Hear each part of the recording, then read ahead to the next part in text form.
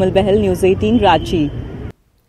गोड्डा में बालू के अवैध उठाव पर प्रशासन रोक लगाने में नाकाम दिख रहा है। दिन के उजाले में बालू का अवैध खनन लगातार जारी है और माफिया बेखौफ होकर बालू का उठाव कर रहे हैं। ज्यादा जानकारी दे रहे हैं हमारे सहयोगी गौरव झा।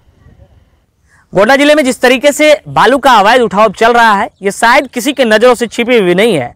आए दिन पुलिस खानापूर्ति करती है कि इस घाट पर इतने गाड़ी पकड़ी गई हैं, उस घाट पर इतने गाड़ी पकड़ी गई हैं, लेकिन दिन के उजाले में जिस तरीके से बालू की गाड़ियां चल रही है, ये कहीं ना कहीं कार्यशैली पर एक बड़ा सवाल है। इस वक्त हम सुंदर नदी में हैं और ये सुंदर नदी गोड्डा के ललमटिया थाना क्षेत्र के अंदर पड़ता है और दिन के उजाले में यहाँ से जिस तरीके से ट्रैक्टर निकल रही है और जिस तरीके से ग्रामीणों ने बताया है कि यहाँ से आए दिन इस तरीके के जो बालू है वो उठाव किया जाता है, लेकिन पुलिस प्रशासन की कोई भी सख्ती इस पर देखी नहीं जाती है। आखिर क्यों नहीं देखी जाती है, ये भी एक बड़ा सवाल होता है, क्योंकि जिस तरीके से बालू का सिंडिकेट यहां से लेकर ऊपर तक बना हुआ है, जिस तरीके से यहां से लेकर ऊपर तक इसका कमीशन जाता है, शायद ये एक बड़ा कारण हो सकता है कि जिले में बालू का अवैध नहीं रुक रहा है। हम आपको बता दें कि गोड्डा के सांसद निशिकांत दुबे लगातार इसको लेकर आवाज उठा रहे हैं, लगातार अपने सोशल मीडिया प्लेटफॉर्म पर बालू की गाड़ियों की तस्वीरें साझा कर रहे हैं और प्रशासन से कार्रवाई की मांग कर रहे हैं। इसके बावजूद भी जिस तरीके से दिन के उजाले में गाड़ियां निकल रही हैं, ये एक बड़ा सवाल प्रशासन के कार्यशैली पर खड़ा करता है।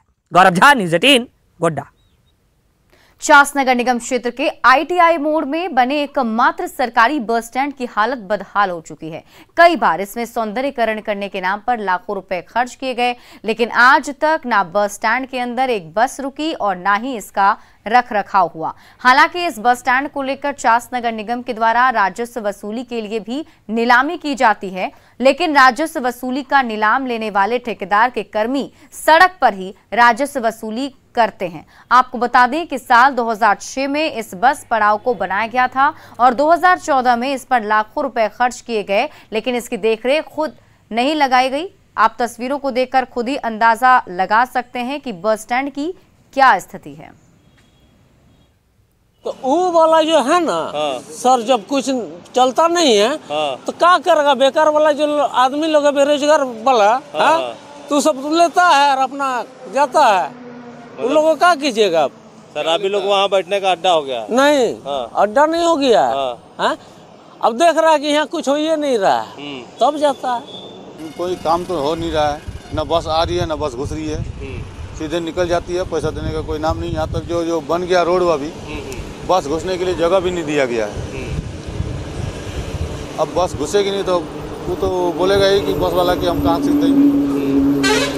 ऐसे ही परिस्थिति हो गया। बस स्टैंड बना के मैंने फोकट में खाली खर्चा कर दिया गया ऐसा करके। पहले जब 96 में बना, उसमें नगर पालिका 2 साल चलाई, उसमें बसें आती थी। उसके बाद लगभग और 3-4 साल तक बसें आई। उसके बाद ये बस पड़ाव बेकार जैसा हो गया है। सब बसें जिधर से मन उधर से आती जाती हैं। हम लोग उसको जीर्णोद्धार करके हम लोग कोशिश कर रहे हैं कि जो भी बसें चास की तरफ आती हैं या चास से बाहर निकलती हैं, वो ITI बस पड़ाव से ही निकले और हम लोग उसको इंश्योर करेंगे कि वो बसें वहीं पर खड़ी हो और वहीं से निकले। जमशेदपुर में राज्य के पूर्व मंत्री दुलाल भुइयां पर एक महिला ने जबरन दुकान पर कब्जा करने का आरोप लगाया है। सीताराम डेरा थाना अंतर्गत छाया नगर की रहने वाली पूजा कुमारी ने पूर्व मंत्री पर गंभीर आरोप लगाए। पूजा ने बताया कि साल 2014 से छाया नगर में उनकी मां ने एक दुकान खरीदा था, जहां वो चाय नाश्ते का दुकान लगाकर अपना गुजारा करती थी, मगर पूर्व मंत्री ने अपने प्रभाव का प्रयोग करते हुए मोहम्मद वसीम नाम के एक व्यक्ति को उक्त दुकान बेच दिया और उसे बेदखल कर दिया। महिला ने बताया कि इसको लेकर जिले के तमाम प्रशासनिक पदाधिकारियों एवं जनप्रतिनिधियों तक फरियाद लगा चुकी हैं, मगर उन्हें इंसाफ नहीं मिला। महिला ने बताया कि पूर्व मंत्री खुद को गरीबों का मसीहा बताते हैं, लेकिन उसके साथ अत्याचार कर रहे हैं। उसने इंसाफ की गुहार लगाई है। से चाबी दुलाल भुइयां ने आके खुद से लगा के मेरा ही ताला चाबी से अपना चाबी ले गए, जिसमें मेरा घर का भी चाबी है। आज तक हम घर भी नहीं जा पा रहे हैं। और अभी मोहम्मद वसीम बोलता है कि हम दुलाल भुइयां से दुकान खरीद लिए। ससुराल में थोड़ा सा झंझट चल रहा था, तो हम सोचे यहीं पर दुकान और घर बना के अपना रोजी रोटी चलाएंगे, और जो केस भी चल रहा है हम अपना यहीं से फीस उस देंगे वकील को। किए हैं मेरे साथ, न जाने और कितने का साथ किए होंगे। उसका घर सुरक्षित है, उसका मकान सुरक्षित है, उसको ज़्यादा लालच हो गया। उसको लालच हो गया कि ये एक दुकानों मिल जाता तो मेरा अच्छा रहता। अरे भैया, जो 2 रुपये का तुमको जमीन दुकान हम लोग का सोसाइटी का बना हुआ है, सब वो छोटा सा भाई, वो तो छोटा सा सोसाइटी का है। अखिल भारतीय भूया समाज सोसाइटी चलती कैसे करके। जमशेदपुर के कदमा थाना क्षेत्र में कुत्ते को रॉड से मारकर घायल करने और आंख फोड़ने के मामले में एफआईआर दर्ज कर लिया गया है। उलियान स्थित रिलायंस फ्रेश के पास कुत्ते ने स्कूटी की सीट फाड़ दी थी। इस मामले में आकाश डे के बयान पर किशोर रजक, अभिषेक रजक, भरत रजक, शत्रुघ्न रजक और सुदेश रजक को आरोपी बनाया गया है। बता दें कि 2 जनवरी को एक कुत्ते ने घर के बाहर रखी स्कूटी को नोच दिया था, जिससे गुस्साए आरोपी ने कुत्ते को रॉड से मारकर घायल कर दिया। कुत्ते को इतना पीटा गया कि उसकी आंख को भी फोड़ दिया गया। जब कुछ पशु प्रेमियों ने आरोपियों से इसका कारण पूछा तो आरोपी उनसे भी उलझ गए। सिमडेगा श्रमिकों के निबंधन में लक्ष्य से दूर है। कोरोना संक्रमण काल से शुरुआती दौर में श्रमिकों के हित के लिए ई श्रम निबंधन की शुरुआत की गई।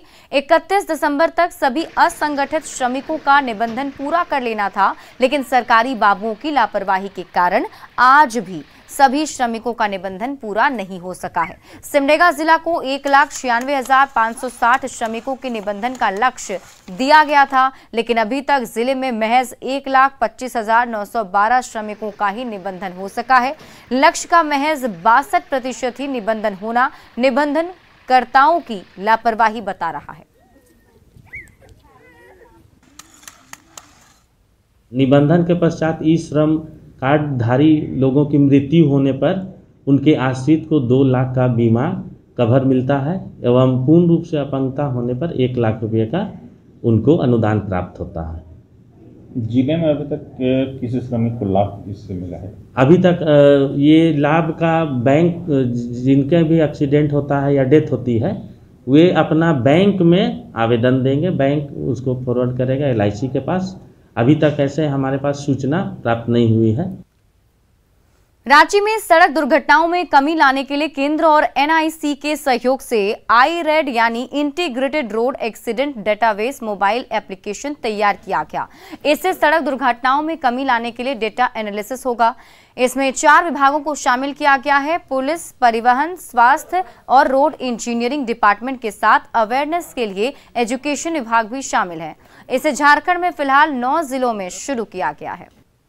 भारत सरकार के द्वारा NIC के सहयोग से और हमारे जो ट्रांसपोर्ट डिपार्टमेंट है उसके सहयोग से IRED की स्थापना की गई है और इंटीग्रेटेड रोड एक्सीडेंट डेटा है ना, वो अपलोड करना है 1 जनवरी से और झारखंड के 9 जिलों को इसको लाइव अभी किया गया है, उसमें रांची भी शामिल है। रांची यूनिवर्सिटी में 1 दशक से गोल्ड मेडल पर बेटियों की बादशाहत बरकरार है। इस बार भी 61% गोल्डन गर्ल्स हैं। PG सभी स्ट्रीम में ओवरऑल बेस्ट PG अनुभव दत्ता को गोल्ड मेडल उपाधि प्रदान की गई। उन्हें 93.63% अंक मिले हैं। वहीं ओवरऑल PG प्रोफेशनल कोर्स के टॉपर धीरज गुप्ता हैं। इन्हें PG परीक्षा में 89.92% अंक मिले हैं। दीक्षांत समारोह में PhD धारी 106 स्टूडेंट्स को डिग्री दी गई है। मुझे नागपुरी भाषा में गोल्ड मेडल मिला है और मैं रामलखन सिंह यादव महाविद्यालय जो कोकर में स्थित है वहाँ का पहला बैच का पहला छात्र हूँ और मुझे इसी में गोल्ड मेडल मिला है। और मैं चाहता हूँ कि झारखंड के जितने भी युवा हैं जो अभी अपनी मातृभाषा को बोलते तो हैं लेकिन उससे पढ़ाई लिखाई में जो शामिल नहीं कर रहे हैं उनके लिए ही मैं ये गोल्ड लेकर आया हूँ। B.Ed में गोल्ड मेडल मिला और मैं Ursuline women's teachers training college Lohardaga की स्टूडेंट। मुश्किल तो था लेकिन इसे कर पाना भी उतना मुश्किल नहीं था। मैंने डोंट गिव अप का रूल अप्लाई किया और उसके बाद धीरे धीरे आसानियाँ बढ़ती गई और